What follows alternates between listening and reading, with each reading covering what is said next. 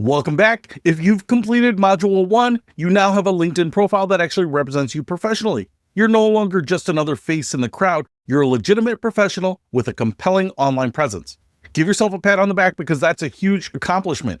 But here's where things get really interesting. Having a great LinkedIn profile with 0 connections is like having a beautiful business card that you keep in your desk drawer. It looks nice, but it's not doing you any good.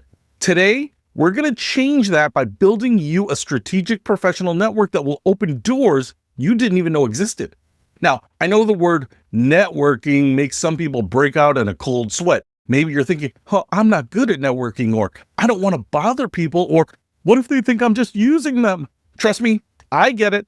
But here's the thing about LinkedIn networking. It's different from those awkward cocktail party conversations where you're frantically exchanging business cards with strangers. LinkedIn networking is more like being introduced to people by mutual friends, except the mutual friend is the platform itself. It's less pushy, more purposeful, and actually quite natural once you get the hang of it. Let me tell you about Marcus, a software developer who was convinced he was terrible at networking. He avoided industry events, he never reached out to people online, and basically hoped his work would speak for itself. Does that sound familiar? When Marcus finally started using LinkedIn strategically, he discovered something amazing. Networking online was actually much easier for him than networking in person. He could take his time crafting thoughtful messages, he could research people before reaching out, and he could build relationships gradually. Within 6 months, his network had grown from 12 connections to over 300, and 3 of those connections led directly to job interviews. The key is understanding that LinkedIn networking isn't about collecting connections like Pokemon cards. It's about building genuine professional relationships with people who can help you grow your career, and more importantly, people you can help in return. So, who should you connect with first? This is where a lot of people go wrong. They either connect with everyone they've ever met, or they're so selective that they end up with a tiny network that doesn't serve them well. Here's your strategic approach. Start with the people you already know. This includes current and former colleagues, classmates from school, people you've worked with on projects, and anyone you've met professionally. These are your warm connections, people who already know you and are likely to accept your connection request. Why start here? Because these connections give you credibility. When other people see that you're connected to people they know or respect, it makes them more likely to connect with you too. It's like social proof for your professional network. Next, think about the people in your industry or field. This might include other professionals at your level, people in similar roles at other companies, or even people in adjacent fields who might share common interests or challenges. These connections help you stay informed about industry trends and opportunities. Don't forget about people at companies you admire or where you might want to work someday. You're not going to message them asking for a job, at least not yet, but having these connections keeps you on their radar and gives you insights into their company culture and opportunities. Now, let's talk about the art of the connection request. LinkedIn gives you the option to send a personalized message with your connection request. And this is where most people either skip it entirely or write something generic like, I'd like to add you to my professional network. Please don't do this. This is boring, it's impersonal, and it doesn't give the person any reason to actually connect with you. Instead, always include a personalized message that mentions how you know them or why you'd like to connect. Here are some examples that work.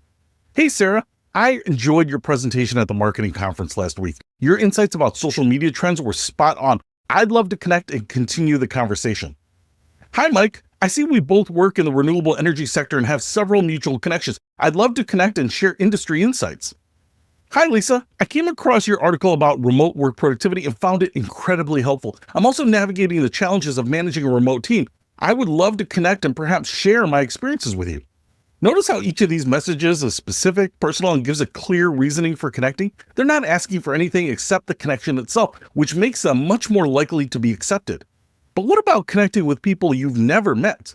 This is where things get a little more nuanced. LinkedIn isn't like Facebook where you only connect with people you know personally. It's perfectly acceptable to connect with people you haven't met as long as you have a legitimate professional reason and you're respectful about it.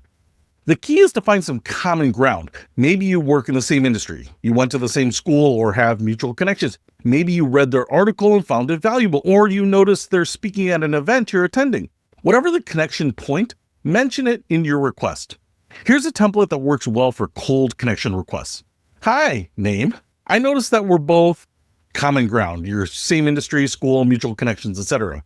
I'm always interested in connecting with fellow and put their profession or your shared interest here. And I would love to have you in my network. Now, let's talk about what to do after someone accepts your connection request. This is where a lot of people drop the ball. They send the connection request, the person accepts, and then nothing. They never follow up or engage with that person again.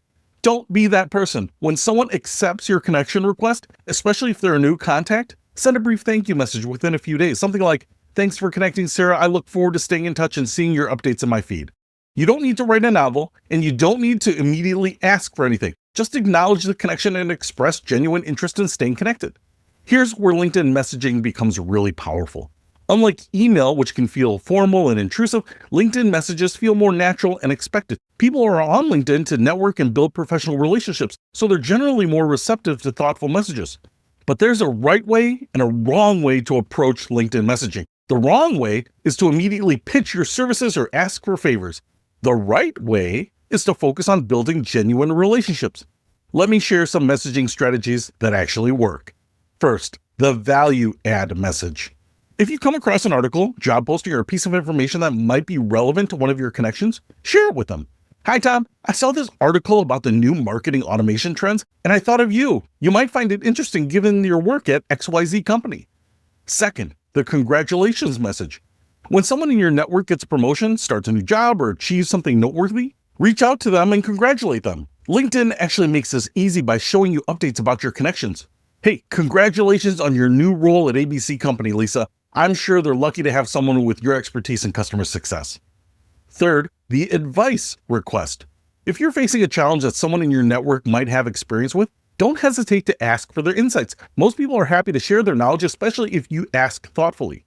"Hi, David. I'm working on a project involving data visualization, and I know you have extensive experience in this area. Would you be open to a brief call to share some insights? I'd love to learn from your expertise." The key to all of these approaches is that they're about building relationships, not just extracting value. When you consistently add value to your network, people remember you and are more likely to help you when you need it. Now, let's talk about growing your network strategically. LinkedIn has several features that can help you find relevant people to connect with. The people you may know suggestions are based on your existing connections, your location, and your industry. These suggestions are usually pretty good, but don't connect with everyone just because LinkedIn suggests them. You can also use LinkedIn's search function to find people by company, industry, location, or school. This is incredibly powerful if you're targeting specific companies or trying to build relationships in a particular field. Here's a pro tip. Look at the connections of people you admire or respect in your industry. Their networks probably include other people you should know.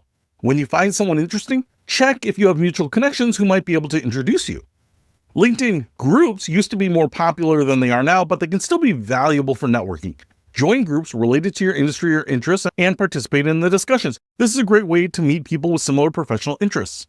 Now, let's talk about the quality versus quantity debate. Some people try to connect with as many people as possible, thinking that a bigger network is automatically better.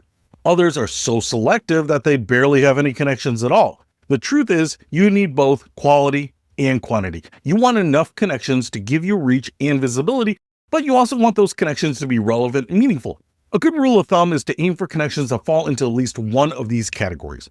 People you know personally, people in your industry, people at companies you're interested in, or people whose expertise you admire.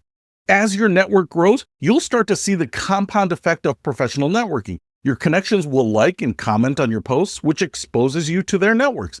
They'll share opportunities with you, introduce you to other people, and keep you in mind when relevant situations arise.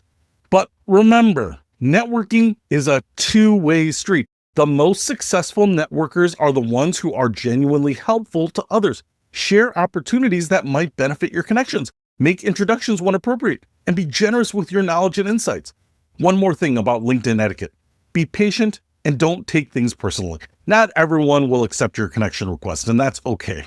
Some people are just very selective about their connections. Others might not check LinkedIn regularly, and some might not see the value in connecting with you right now. Don't let rejection discourage you.